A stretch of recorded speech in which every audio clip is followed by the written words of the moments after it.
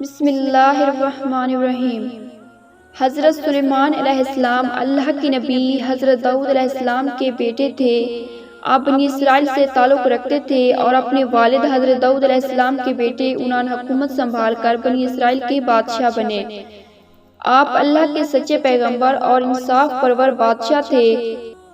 اللہ تعالیٰ نے حضرت سلیمان علیہ السلام کو بادشاہت عطا فرمائی اور وہ صرف انسانوں کے ہی نہیں بلکہ تمام مخلوقات کے بادشاہ تھے۔ چرند پرند اور جنات وغیرہ سب ان کے تابع فرمان تھے۔ اللہ تعالیٰ نے حضرت سلیمان علیہ السلام کو جتنا وسیع و عریض ملک عطا کیا ایسا کسی جن و بشر کو نہیں دیا۔ اس کے باوجود حضرت سلیمان علیہ السلام میں ذرا بھر بھی تکبر نہ تھا۔ وہ اپنے اخراجات کے لیے شاہی خزانے سے ایک پیسہ تک نہ لیتے تھے اور اپنے ہاتھ سے زنبیل سی کر اور اسے فروخت کر کے گزر اوقات کیا کرتے تھے۔ کھانے کے لیے وہ اپنے ہاتھوں سے جو پیس کر آٹا بناتے اور اس کی روٹی پکا کر کھاتے تھے۔ آپ اکثر روزہ رکھتے تھے اور ہر شام بیت المقدس میں جا کر غریبوں اور روزہ داروں کے ساتھ روزہ افطار کرتے تھے۔ بادشاہ بننے کے بعد آپ نے ایک نہایت عالیشان اور پرتکلف مکان بنوایا جس کا رقبہ 36 کوس تھا۔ اس مکان کو سونے چاندی کی اینٹوں سے بنایا گیا جس کی دیواروں اور چھتوں پر یاقوت اور زمرد جڑے ہوئے تھے۔ پھر اس مکان کے اندر آپ نے اپنے لیے ایک شاہی تخت بنوایا جس کی لمبائی 3 کوس تھی۔ سارا تخت ہاتھی دانت سے بنایا گیا تھا جو لال فیروزہ زمرد جیسے پتھروں سے مرصع تھا اور اس کے چاروں طرف سونے کی اینٹیں لگی ہوئی تھی۔ تخت کے چاروں کونوں پر ایسے درخت تھے جن کی ڈالیاں سونے کی تھیں اور ہر ڈال پر ایک طوطی اور طاؤس بنا کر ان کے پیٹ کے اندر مشک بھر دیا گیا تھا۔ ان درختوں کے خوشے انگوروں کی طرح تھے۔ اس تخت کے نیچے اور دائیں بائیں 1000 سونے کی کرسیاں لگائی گئی تھیں جن پر لوگ بیٹھتے تھے۔ ان کے پیچھے جنوں اور انسانوں میں سے غلام کھڑے کیے گئے تھے۔ یہ تخت جنات نے بنایا تھا جو آپ کی رعایا تھے۔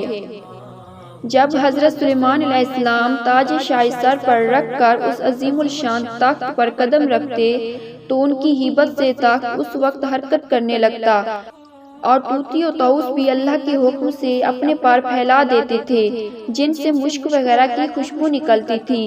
اللہ تعالیٰ کے فضل سے حضرت سلیمان علیہ السلام ہر جانور کی بولی اچھی طرح سمجھتے تھے۔ جب آپ تاج شاہی سر پر رکھتے تو تمام پرندے تخت کے اوپر معلق ہو کر آپ کے سر پر سایہ کرتے تھے۔ جس مکان میں تخت سلیمانی تھا اس میں کئی محرابیں تھیں جہاں عابد و زاہد لوگ بیٹھ کر عبادت الہی کیا کرتے تھے۔ حضرت سلیمان علیہ السلام ہمیشہ اللہ تعالیٰ کی ان نعمتوں کا ذکر ادا کرتے اور ہر وقت اللہ تعالیٰ سے مناجات کرتے رہتے تھے۔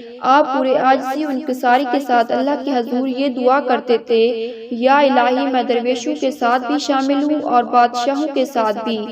صرف یہی نہیں بلکہ میں پیغمبروں میں سے ایک پیغمبر بھی ہوں۔ اے میرے مالک، میں تیری نعمتوں کا کہاں تک شکر ادا کروں۔ اللہ تعالیٰ نے ہوا کو حضرت سلیمان علیہ السلام کے تابع کر دیا تھا۔ جب آپ اپنے عظیم الشان تخت پر بیٹھ کر تخت کو چلنے کا حکم دیتے تو تخت اتنی تیز رفتاری سے چلتا کہ آپ ہزاروں کوس کا فاصلہ چند منٹ میں طے کر آتے۔ آپ ایک صبح کو ایک شہر اور شام کو دوسرے شہر ہوتے تھے۔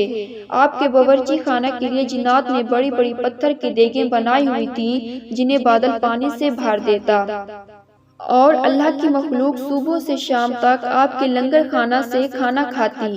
ایک دن حضرت سلیمان علیہ السلام اپنی عظیم الشان شاہی تخت پر بیٹھے ہوا میں سفر کر رہے تھے۔ تخت کے دوسرے حصوں میں آپ کے 1000 ملازم اور سلطنت کے عہدے دار بھی اپنی کرسیوں پر بیٹھے تھے جن میں وزیر اعظم الخیا بھی شامل تھا۔ تمام جن تخت کے گرد ادب سے کھڑے تھے اور فضا میں اڑنے والے پرندے تخت پر اپنے پروں سے سایہ کیے آ رہے تھے۔ سفر کے دوران حضرت سلیمان علیہ السلام کے کانوں میں فرشتوں کی آواز پڑی۔ فرشتے اللہ کی تسبیح کرتے ہوئے کہہ رہے تھے، اے رب، تو نے حضرت سلیمان علیہ السلام کو جیسا ملک اور چشم دیا ہے ایسا کسی اور جن و بشر میں سے کسی کو نہیں دیا۔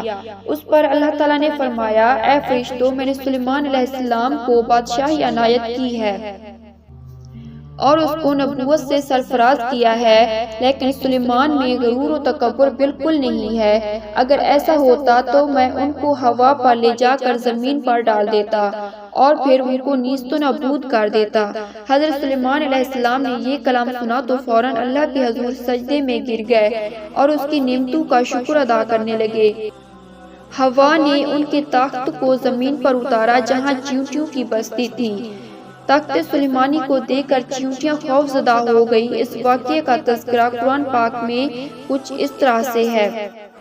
تو کہا ایک چیونٹی نے، اے چیونٹیوں گھس جاؤ اپنے گھروں میں تاکہ تم کو نہ پیس ڈالے سلیمان اور اس کا لشکر اور پھر ان کو خبر بھی نہ ہو۔ یہ چیونٹی اس قوم کی سردار یعنی شاہمور تھی۔ اس کی بات سن کر حضرت سلیمان علیہ السلام مسکرائے اور انہوں نے شاہمور کو اپنی ہتھیلی پر رکھ کر پوچھا، اے شاہمور، تم نے اپنے لشکر سے یہ کیوں کہا کہ سلیمان آتا ہے اور تم اپنے غاروں میں گھس جاؤ؟ تم نے اس سے پہلے میرا کیا ظلم دیکھا ہے؟ شاہمور نے کہا، اے نبی، ہم نے آپ کا یا آپ کے لشکر کا پہلے کوئی ظلم نہیں دیکھا، مگر ہم اپنی حفظ و امان کے طور پر ایسا کیا ہے کہ کہیں آپ کے گھوڑوں کے ٹاپوں تلے چیونٹیاں نہ کچلی جائیں۔